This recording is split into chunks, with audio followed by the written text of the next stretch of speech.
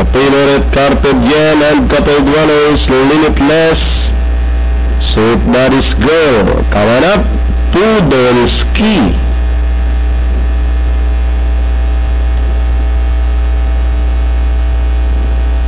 Standby racing times.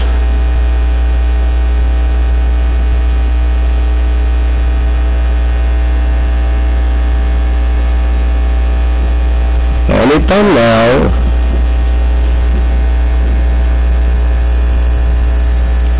The 1100-meter race is on its way.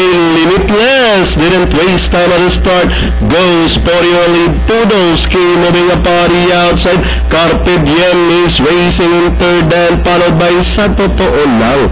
Then next in line is Conquistaro Kadayawan. Then followed by 3A, and that is Sweet Daddy's Girl last day round of the 600. Limitless this time by about 6 lengths. Running now in second is Sa Totoo Lang. Podolsky from the outside. Carpe Diem is racing in third as they round towards the 450 with Limitless still leading the field. Podolsky once again on the outside. Sa Totoo Lang by the rail and Carpe Diem, and out of stretch they come. We have Limitless by about 6 lengths now. Running by the rail, Sa Totoo Lang. Podolsky to take second with 75 meters. We have Limitless followed by Podolsky, and finally Limitless, Podolsky close between Conquistaro.